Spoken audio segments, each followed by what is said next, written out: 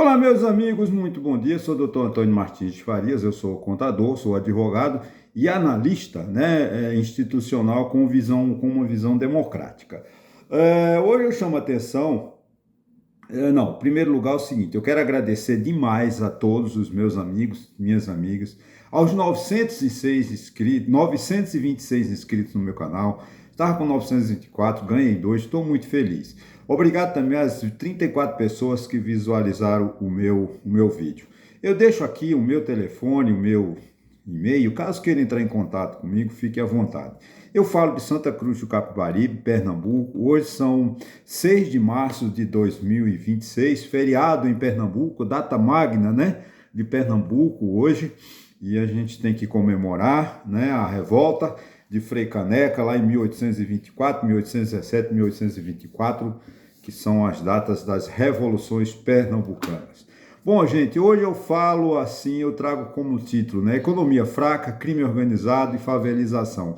3 alertas para o futuro do Brasil. Isso é extremamente importante. Chamo a atenção de vocês hoje para analisarmos 3 assuntos de extrema importância e urgência. O primeiro diz respeito à dificuldade de crescimento da economia brasileira e ao debate sobre a condução das despesas públicas que acabam influenciando a política de juros, do Banco Central no combate à inflação. O segundo tema, eu trato da infiltração do crime organizado em setores do poder público e da troca de influências entre diferentes esferas de poder, situação que enfraquece a segurança pública, ameaça a estabilidade democrática. Por fim, analisamos o programa habitacional Minha Casa Minha Vida, que possui um orçamento elevado e ainda assim convive com o aumento do processo de favelização do país. São temas relevantes para a nossa reflexão. Nós precisamos pensar que legado queremos deixar para os nossos filhos e para o futuro do Brasil. Isso é extremamente importante, essa nossa reflexão. Chamo a atenção de vocês para o vídeo, nesses 25, 30 minutos. Vamos analisar juntos, vamos pensar juntos, vamos encontrar soluções. Mas eu não mudo o mundo, eu não mudo o Brasil. Muda. Quando você muda, nós mudamos o nosso comportamento, mudamos as outras pessoas. Mudamos a forma de governo. Pois é, gente? Eu trato agora o fraco crescimento da economia brasileira, Segundo análises divulgadas recentemente, o crescimento do PIB brasileiro nos últimos trimestres de 2025 estaria relacionado com o aumento das despesas públicas e o crescimento da dívida do país. Os economistas vêm há anos, questionando a questão do excesso da dívida pública brasileira, que de fato é assustador. Nesse contexto, a inflação teria sido contida principalmente pela política monetária do Banco Central, que manteve a taxa de juros elevadas para restringir o crédito e controlar a pressão inflacionária. Quem paga a conta? O governo gasta. Aí o Banco Central não resta alternativa a não ser aumentar a taxa de juros. Quem paga a conta? Eu, você. Quando vamos ao supermercado, os preços estão absurdos. Ainda abrindo parênteses, eu li um artigo de um articulista do jornal Globo, e eu tenho muito respeito por ele, e ele faz uma análise da questão da polarização do Brasil. Tem A ou B, B ou A, essa confusão que nós vivemos. Um é bom, o outro é santo, o outro é ruim, o outro é o demônio. Isso não leva a nada, já falei várias vezes aqui, já estou até repetitivo e chato. Mas ele chama a atenção que mais ou menos 30%, 34% da população brasileira não está preocupada com essa dicotomia, essa separação, essa polarização entre Lula e Bolsonaro. Desculpa nominar. Essa camada da sociedade, e eu me incluo nessa parcela, é o preço da carne. é o preço do supermercado, que é muito alto.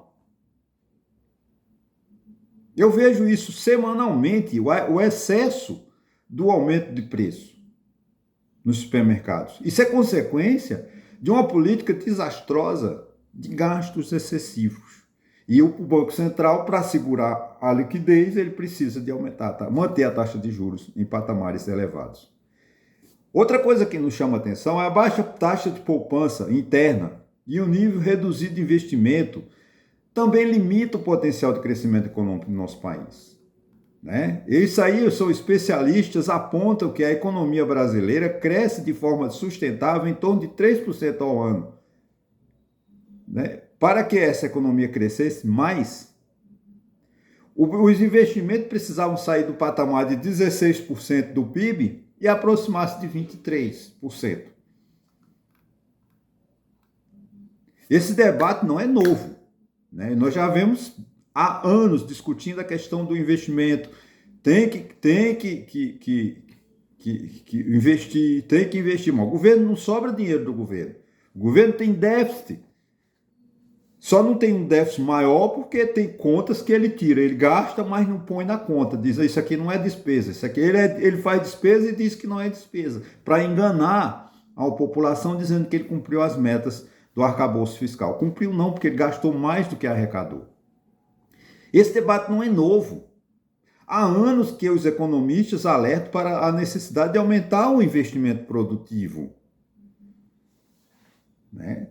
No entanto, ainda persiste a discussão sobre qual estratégia econômica deve ser adotada, estímulo ao consumo ou fortalecimento do investimento de longo prazo. Gente, eu acho que devia fazer as duas coisas ao mesmo tempo. Estimular o consumo com a concorrência, né, e fortalecimento do investimento de longo prazo. O Brasil precisa de investimento de longo prazo. Nós não temos políticas de longo prazo, porque não tem um projeto que vise isso no governo. O governo tenta gastar e manter-se, vamos dizer assim, entre aspas, no holofote, com programas sociais que não levam a nada. São importantes? Claro que são. Não estou aqui criticando a atitude do governo de ter pé de meia, Bolsa Família. Não, são programas importantes, são, mas não tiram o homem do mesmo lugar. Nós mantemos a mesma padrão de pobreza. O Bolsa Família é muito bom, mas não tira o homem da pobreza. Porque ele não investe em educação, ele não investe em curso técnico, ele não investe nada. A pessoa fica o dia inteiro, não pode trabalhar porque tem Bolsa Família, aí fica o dia inteiro sentado em casa e já sabe como é, né? Não procura um colégio, não procura uma aula, não procura nada, não aprende nada. Esse povo continua pobre, continua desassistido. Outro tema que chama atenção é políticos e crime organizado. Esse tema é assustador. Outro tema que merece atenção é o avanço do crime organizado em diversas regiões do país. Gente, isso é perigosíssimo, né?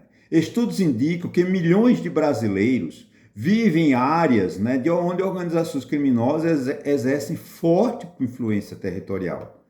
Na Amazônia, por exemplo, crimes ambientais como garimpo ilegal, exploração clandestina de madeira e tráfico de animais continuam sendo desafios permanentes para as autoridades que não fazem nada para combater isso. Além disso, frequentemente surgem denúncias, né, envolvendo agentes políticos públicos com autoridades que deveriam atuar no combate ao crime, mas acabam sendo investigados por comportamentos incompatíveis com suas funções. Isso é que é triste.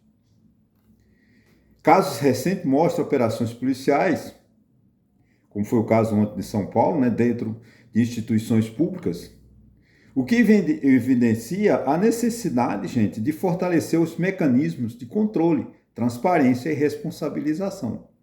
Quando agentes do Estado e representantes políticos se envolvem com esquemas ilegais, o dano institucional é gravíssimo, é profundo, pois compromete a confiança da sociedade nas instituições democráticas, que eu mais defendo. As instituições precisam do nosso respeito. Agora, elas têm que dar o exemplo. Não podemos fazer como uma autoridade em São Paulo há pouco tempo disse, né? As pessoas estavam lá, eles fizeram da delegacia, né, uma expressão, não sei, não me lembro agora se foi de um promotor ou quem foi, mas eu abro aspas, as pessoas investigadas fizeram da delegacia um balcão de negócios. Polícia Civil de São Paulo. Não temos condições de confiar. A sociedade ela não pode aceitar que a Polícia Civil ou qualquer outra autoridade se venda, se corrompa. Temos que dar um exemplo. O servidor público precisa de ter honestidade, precisa de ter ética, precisa de ter moral. Mas, infelizmente, está um caos, né? É corrupção em todos os setores do nosso país, em todas as instituições. É lastimável. O setor público virou, eu não sei o quê. Os governadores, os prefeitos, o presidente da República. Ah, mas o Brasil não está bom. Você vê a CPI do Congresso Nacional, do Senado e da Câmara, todo dia é suspenso porque essa questão do Banco Master, que não é o assunto do meu vídeo, mas eu preciso de alertar, essa questão do INSS, do desvio de recursos do INSS, é uma demonstração clara de que as instituições públicas no Brasil estão em baixa, em descrédito. Lastimável. Ah, mas isso eu não tenho nada a ver com isso, porque eu não preciso. Precisa sim, gente.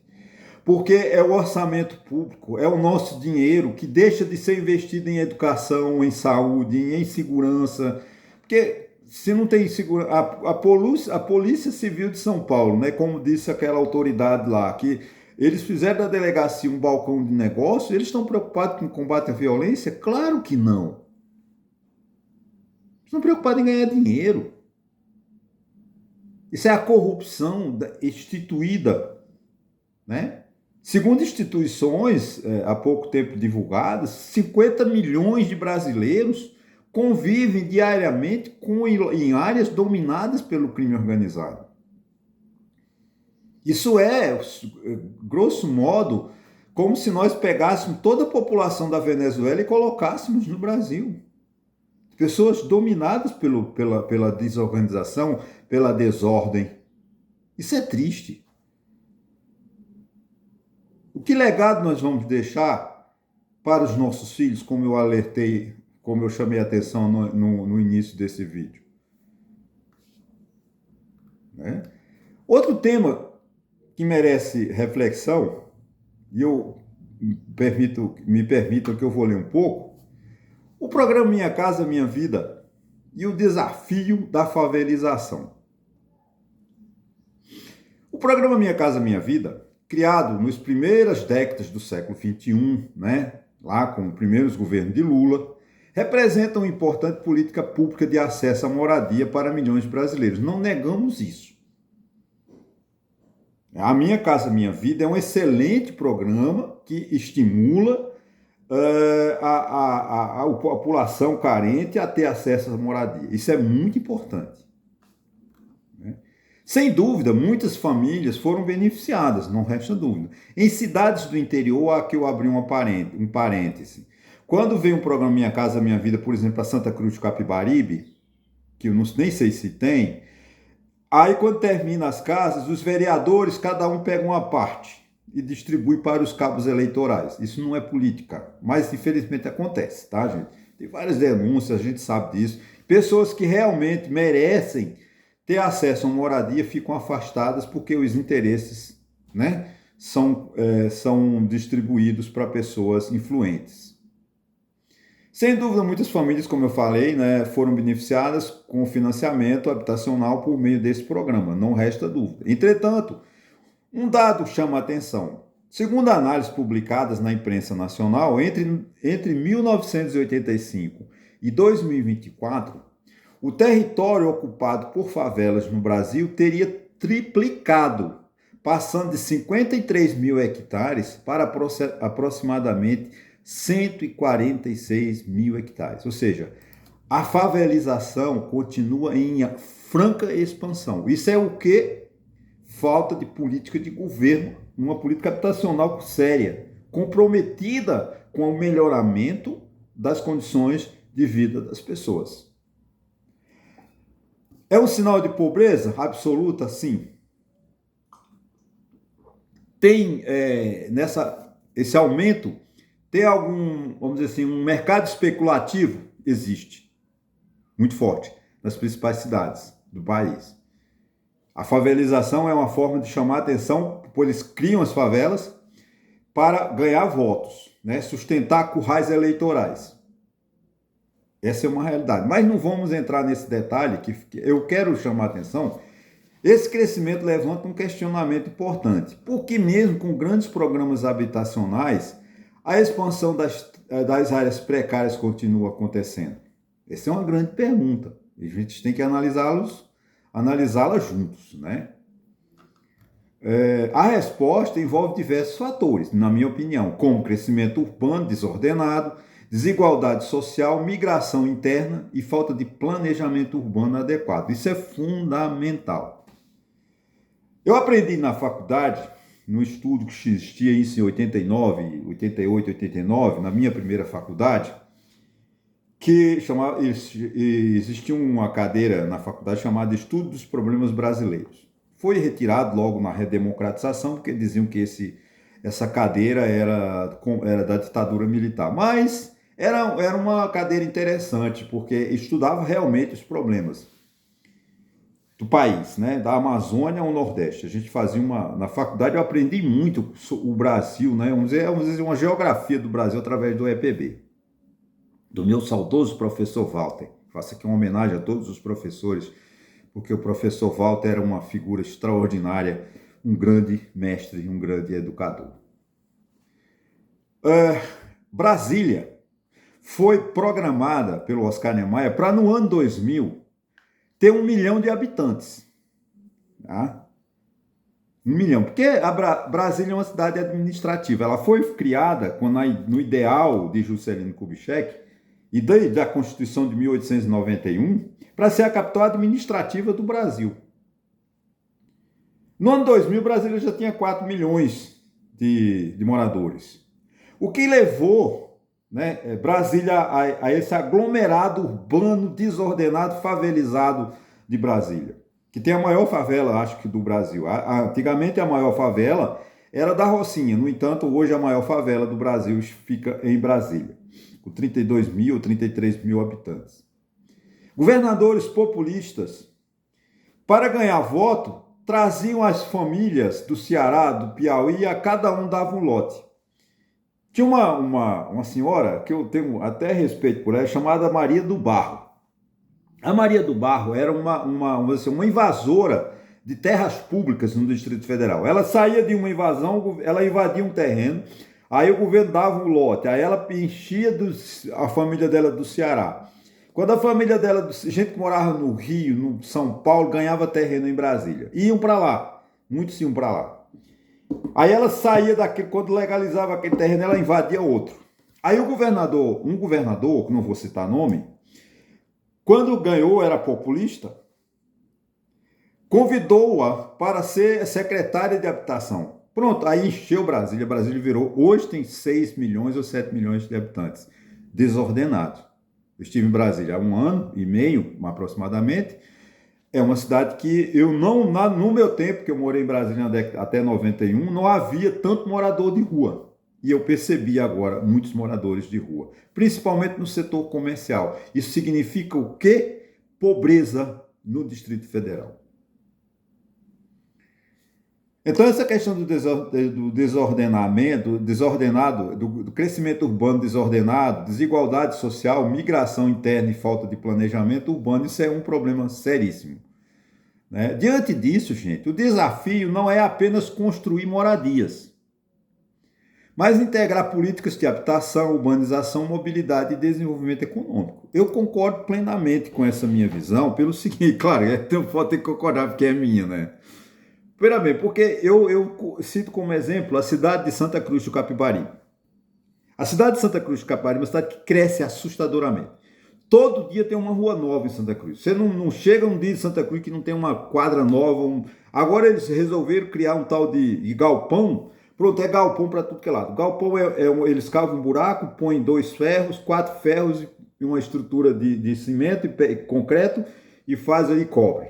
E alugam enfim, é uma cidade que cresce desordenadamente. A cidade que daqui uns anos, se há o transporte de carro, né, não vai parar no engarrafamento geral, porque as ruas são estreitas, as prefeituras não se preocupam com o ordenamento urbano, as prefeituras não se preocupam em plantar árvores, a cidade está totalmente desestruturada, suja, imunda, mas o crescimento, né, você quer, não é porque Santa Cruz cresce todo dia, a gente não pode limpar, pode sim, é a questão de uma cidade que não tem transporte público, que o prefeito, pouco se lixando, o governador, pouco, a pior rodoviária do Brasil chama-se a rodoviária de Santa Cruz de Caparibe. É uma cidade, e veja bem, a cidade de Santa Cruz de Caparibe é uma cidade comercial. O objetivo de Santa Cruz de Caparibe é venda de roupas, produção de roupas, né, masculina e feminina. E o design, né, de um modo geral, design de moda. Mas não tem uma rodoviária. Não tem transporte público. Os turistas chegam aqui, se não vier de carro, vão ter que andar de mototáxi, como se mototáxi, que é um motoqueiro que numa moto carrega você na garupa, para onde você for. A moto aqui em Santa Cruz de Caparibe, por falta de transporte público, serve para tudo, de ambulância, de caminhão de mudança, de carregar criança, que é um absurdo, carregar criança de colo numa garupa de moto, mas isso acontece em Santa Cruz de Caparibe. Porque as autoridades não se ligam para o povo.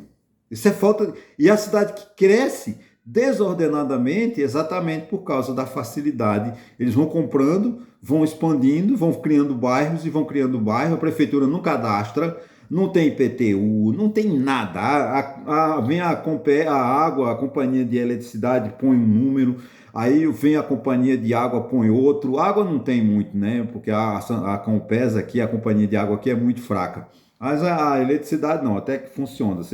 Eles vêm e põem lá um poste e clareiam a sua casa.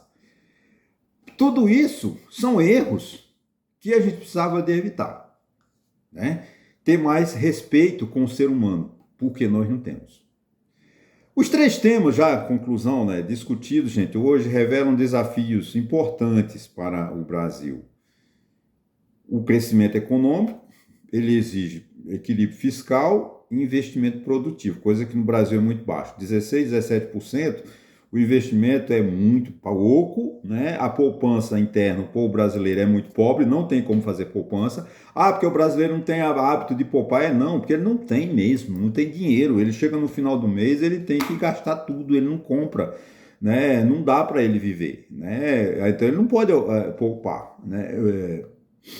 Investimento tem que haver com nenhum país se desenvolve, gente, sem investir em educação e com recursos próprios. O Brasil é um país que sempre tentou, ao todo longo da sua história, crescer através do empréstimo, do financiamento. Isso começou lá em 1822, 1825, com o primeiro empréstimo que o Brasil toma no exterior para pagar a indenização a Portugal pela sua independência. Então o Brasil, até hoje, continua achando que tem que crescer tomando emprestado. Não vai crescer, tá? Não vai. Então a política brasileira ela depende da caderneta de poupança, da poupança interna do investimento público, coisa que não acontece. Outra coisa interessante é o combate ao crime organizado depende de instituições fortes e responsáveis. E a política habitacional precisa caminhar junto com o planejamento urbano e desenvolvimento social. Sem essa questão, não adianta insistir com Minha Casa Minha Vida, que é apenas um cabo eleitoral. Refletir sobre esses temas é essencial para que possamos construir um país mais justo, seguro e próspero. Investimento público, poupança interna e infraestrutura, gente, do país, segurança pública, coisa que a gente não está fazendo, porque não tem governo. Essa é a realidade. O Brasil não é governado, vocês me desculpem, Porque o governo vive fazendo contas para pagar. O Congresso não legisla. E o Executivo e o Judiciário estão envolvidos em tantos casos, como não vou entrar em detalhes. Então, precisa do Brasil é governar-se, que eles não estão fazendo. Nós não temos governo, seja do município ao governo federal. O Brasil está sem comando, porque não tem um projeto de governo, um projeto de país.